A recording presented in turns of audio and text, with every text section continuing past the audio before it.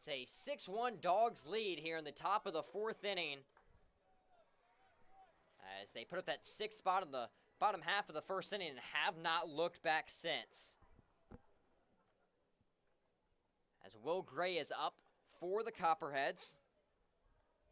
And he is the only RBI of the game for Lake Norman with that sacrifice fly into center field that scored Luis Morales in the 1st inning.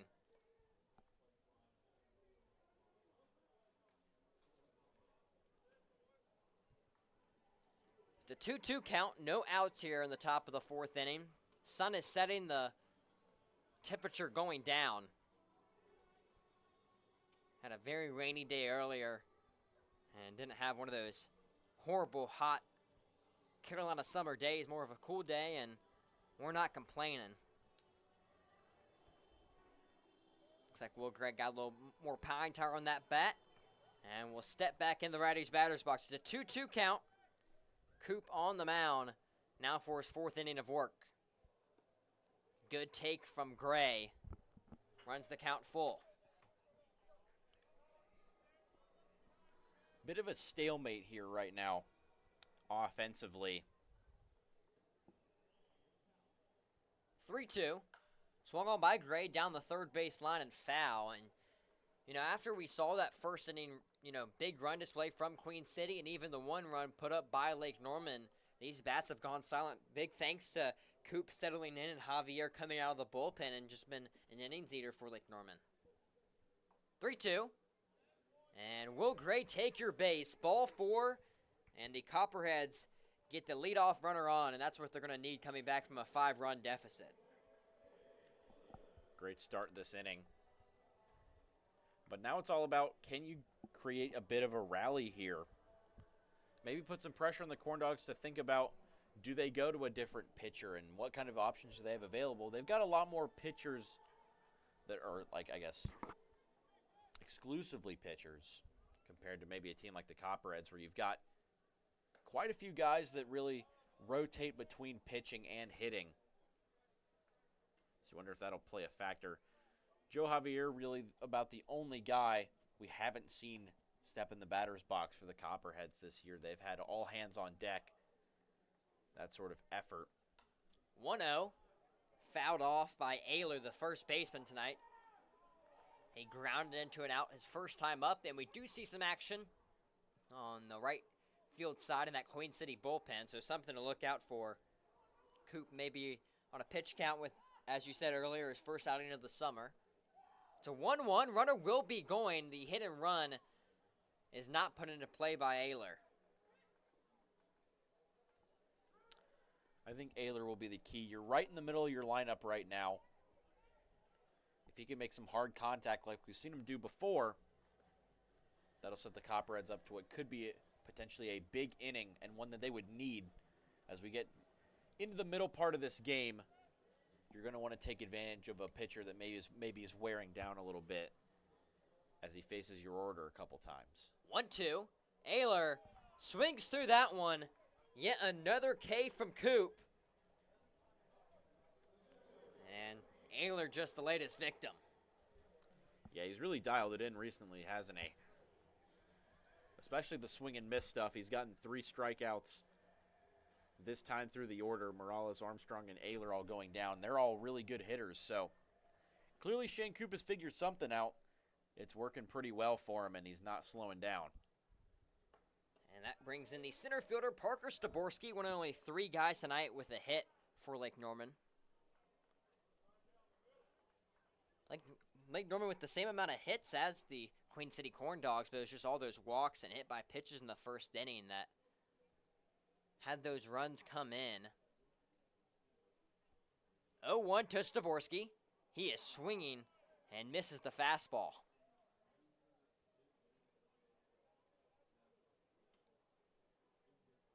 As this is the first game that I've watched here since they finished the apartment complex in right field, and I gotta say, that's not a bad view from your balcony, watching, coming after a long day of work, cooking some dinner, and being able to watch some baseball from your very back porch. Will Gray advances to second base on the pass ball. Copperheads, runners in scoring position, has to be just what they're aiming for right now, and hoping the later stages of the lineup that's coming up can drive them in.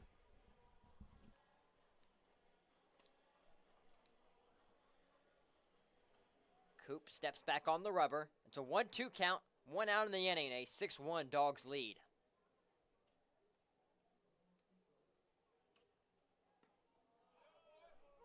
And Staborski goes down looking. Coop's throwing out the K's in K-Town. Yet another one. That's the 4th time through this order. As Staborski was frozen on the off speed for the 2nd out of the inning. It's really been the off speed. I think it's been key. He really wasn't able to locate it too often and got himself behind a little bit in the early goings. But since then, now 7 strikeout shows. Figuring a little bit something out here about the Copperheads, and that's not a good sign for an offense that really has been struggling at times to put up lots of runs. If you get early, way behind like the Copperheads have, it's been tough for them to come back and string together hits, especially when you've got a guy of this caliber and Shane Coop just rolling right now. As you kind of say the Copperheads offense has been very bipolar this season. It feels like they're either putting 11 runs up or 1 runs up in many of the ball games. 1-1, that one is into left field. Is that one going to get down? Yes, it will. 1 run will score. We'll see Haywood round 2 and stay there. It's a sliding double for Caden Haywood, and the Copperheads get their 2nd run of the evening. Huge clutch hit with 2 outs. You got a guy like Will Gray running. You're always going to want to put a good swing on the ball. And that's really the first sign we've seen of any ability to drive it into the gap so far. Hasn't been too many of those yet. But a great start here at trying to make a comeback for the Copperheads. And Caden Haywood puts a swing on the ball. If you get one into the gap, it can be trouble. And Will Gray scoring easily from first base right there. Looks like it'll be the end of the night for Shane Coop, who in all accounts had a pretty good outing despite allowing the 2 runs, put his team in a good position to get the win tonight. Coop gets the claps from all of his teammates heading back into that home dugout. We'll have a new pitcher into the game, and we'll be back here in just a second from Atrium Health Ballpark. It's a 6-2 Corndogs lead here on a beautiful Friday evening.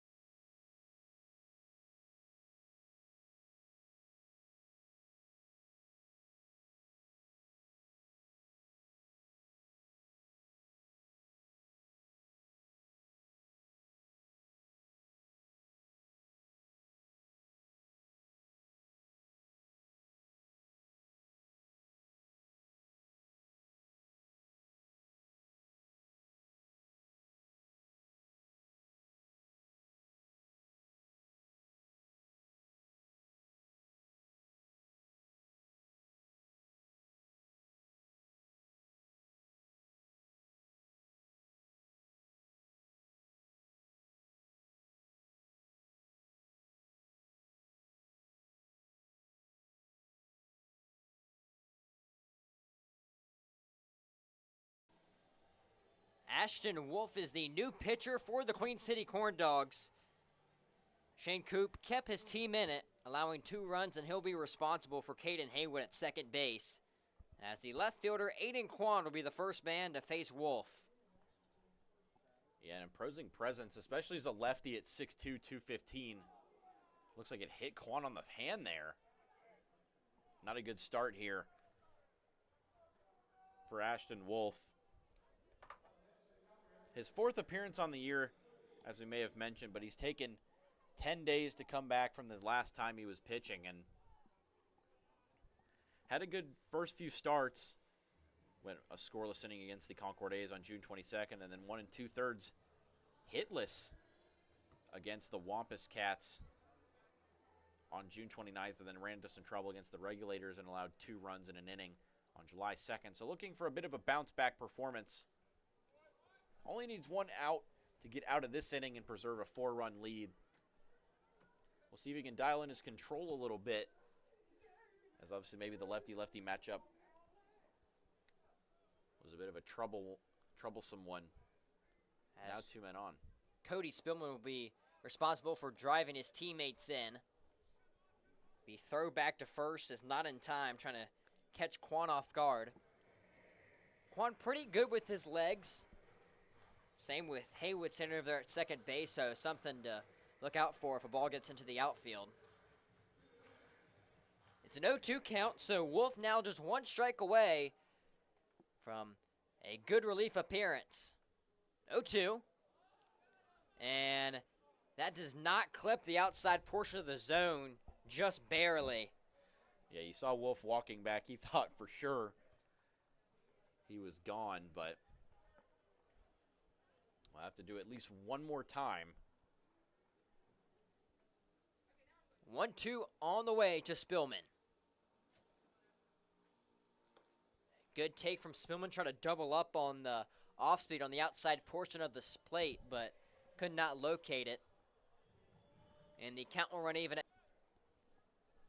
3-2 on the way. Swung on by Spillman. We'll see Schaefer field it, fired over to first base. And did he get it in time? Yes, he did. The bobble from Harris just picks it up, as Spillman could not beat out the throw. The Copperheads will stay at 2 runs, and the Corndogs preserve a 4-run lead. It's a 6-2 ball game here at Atrium Health Ballpark. Bottom 4 on the way.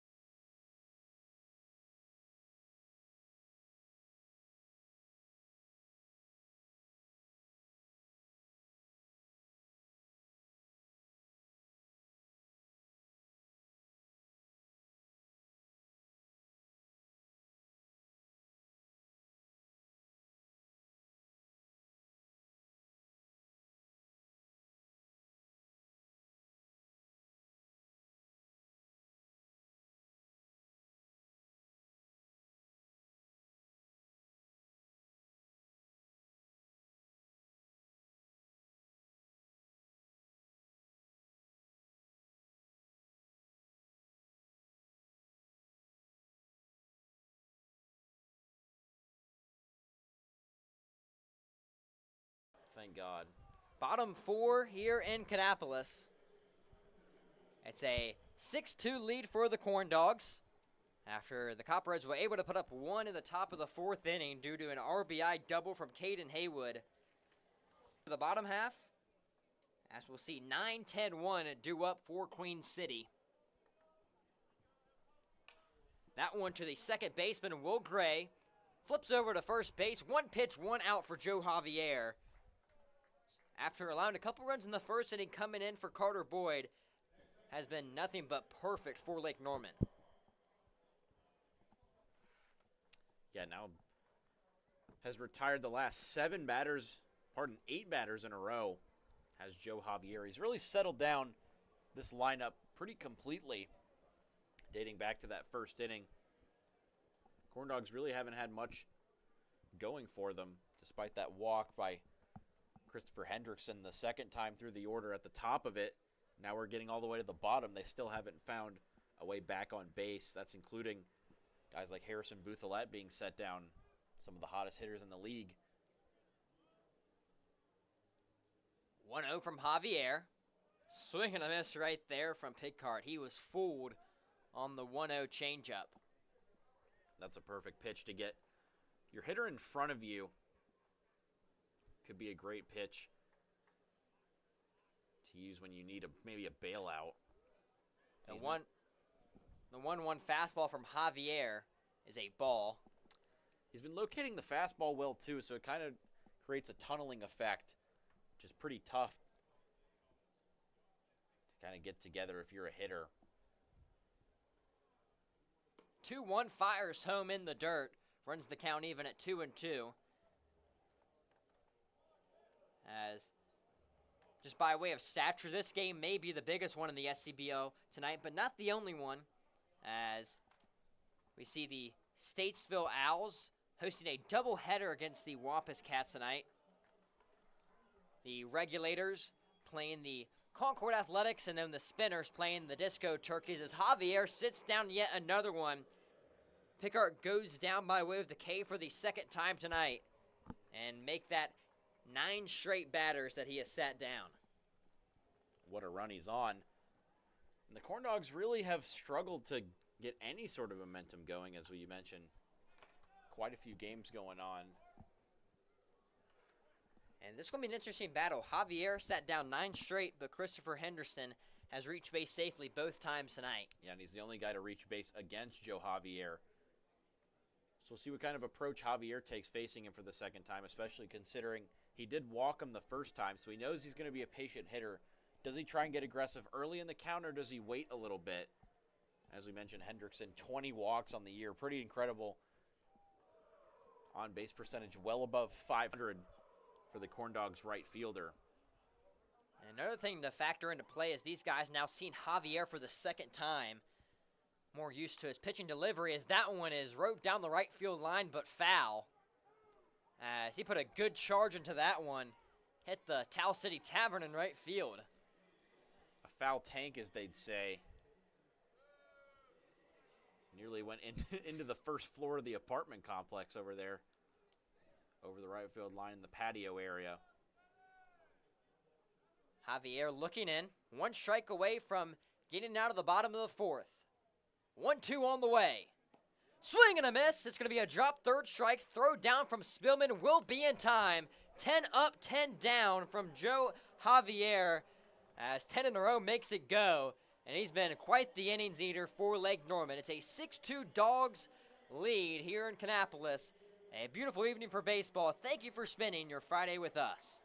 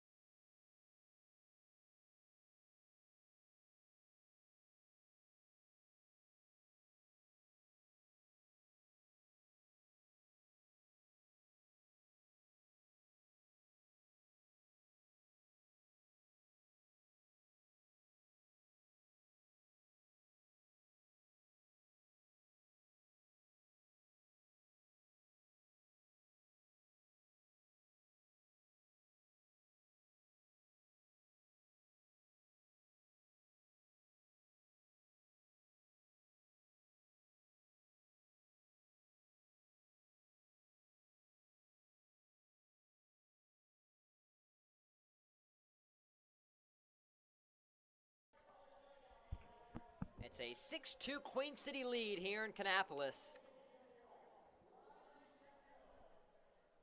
As 10-1-2 due up for Lake Norman. They got one run back in the top of the fourth inning by way of a Caden Haywood RBI double. I'll be looking to do much of the same here as Boyd first pitch swinging down the left field line. That ball's going to get down and dies in the outfield. Boyd's going to turn one, stay there as we see the wet grass coming into play. That one died just in front of Trig Browning. And a leadoff single. I think that the Copperheads have done really good tonight getting the leadoff guy on. Another case of it, too. As Carter Boyd trying to start a rally maybe a little bit here. We'll see if Ashton Wolf can get his control dialed in a little bit, but it'll be tough against Luis Morales, who's got quite the eye at the plate. And Morales trying to be towards the top of the average category in back-to-back seasons now. In the SCBL was with the Regulators Baseball Club last summer and now jumped ship to Lake Norman. 0-1 count, Morales down the right field line, but foul. Put a good tear into that one, but out of the outstretched reach of Luke Harris. Yeah, it would have been foul anyway, but nice effort there by Luke Harris. You at least know he's willing to put his body on the line maybe to keep the ball in front of him. That ball was roped. Getting those pearly yellow jerseys dirty.